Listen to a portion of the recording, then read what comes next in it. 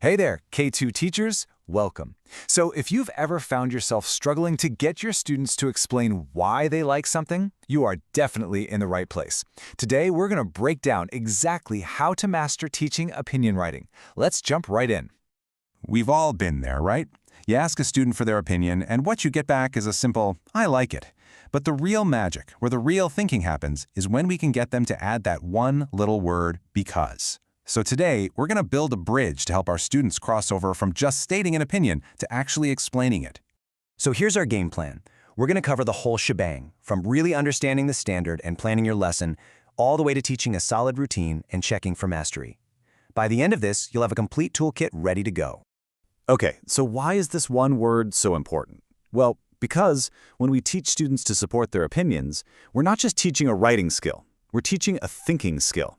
This is honestly the foundation for clear communication and critical thought that they're going to use for the rest of their lives. Now, let's get into the nitty-gritty. To teach this really well, we need to have a crystal clear target. So let's unpack this standard and see exactly what it's asking of our little learners. Our learning target is super clear. Students need to be able to state their opinion and give a reason for it.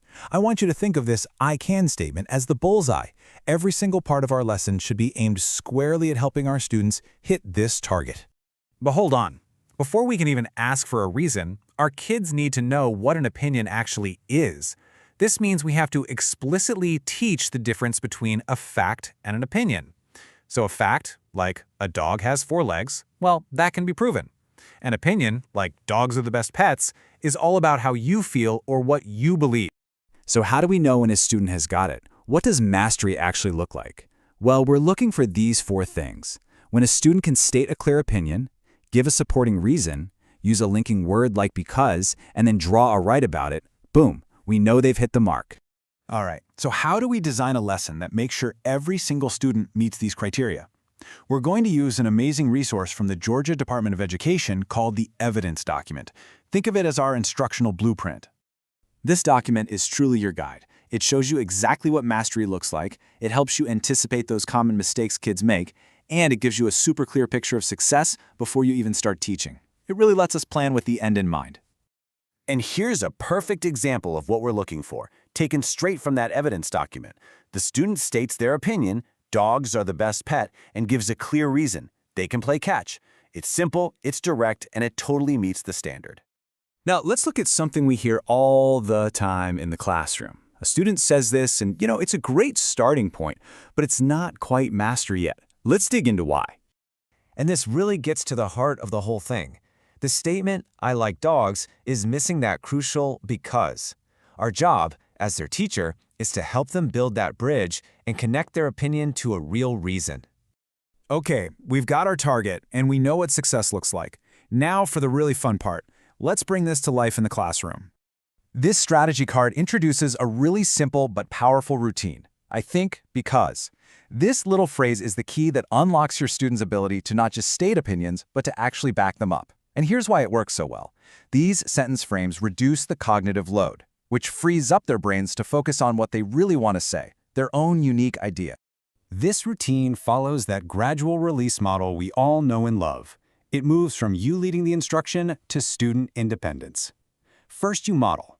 Then they get to practice out loud, they draw and write, and finally they share their awesome work with a partner. Let's walk through what each step really looks and sounds like. We always start with the I do. You want to be super explicit here. You're going to say, my turn, watch me. And then you model the full sentence. I think summer is the best season because I can go swimming.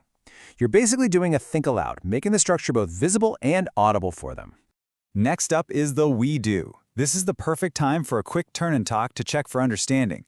Give your students a high-interest choice, something they actually care about, and the sentence frame. You might say, let's try one together. Cookies or apples? Turn to your partner and say, I think, because. So what happens if a student just says, I like cookies? You correct them right in that moment, but in a really supportive way. You can say, that's a great start. Now tell me why. Let's try it again with our sentence. I think cookies are best because. See, you're not just pointing out the error. You're actively guiding them back to the correct structure. And finally, we get to the you do, where students get to practice on their own. As they're working, you're walking around and you're keeping an eye out for these specific things. Are they using the sentence frame? Does their drawing actually match their reason? Are they pointing to their work when they share with a partner? This is your chance to see who's really got it. Of course, not every student is going to get this right away, and that is perfectly okay. So let's talk about how to differentiate and support every single learner in your classroom. These scaffolds are so practical and easy to put into place. For your visual learners or multilingual learners, picture cards for topic choices are a game changer. Having sentence starters right there on an anchor chart gives everyone a constant reference point. And please, don't underestimate the power of oral rehearsal. Letting a student say their sentence out loud builds so much confidence before they even pick up a pencil. Okay, we've planned it, we've taught it, and we've supported our students. Now it's time to figure out what they learned. Let's talk assessment. A quick exit ticket is a fantastic way to assess this skill. You can use a simple checklist like this one to see if they stated an opinion, gave a reason, and used that linking word. So here we can see Maria totally nailed it, while Leo still needs a little more practice with giving a reason. This gives you quick, actionable data for your next steps. And here it is. This is the end goal. This student example is just beautiful. It has a clear opinion, it has multiple reasons, linking words, even a concluding sentence. This is exactly what we're aiming for. You see, by using a clear routine and providing the right supports, you can absolutely help every student move beyond "I like it" and start explaining why. So now, it's your turn. What high-interest topics are you going to use to get your students sharing their because?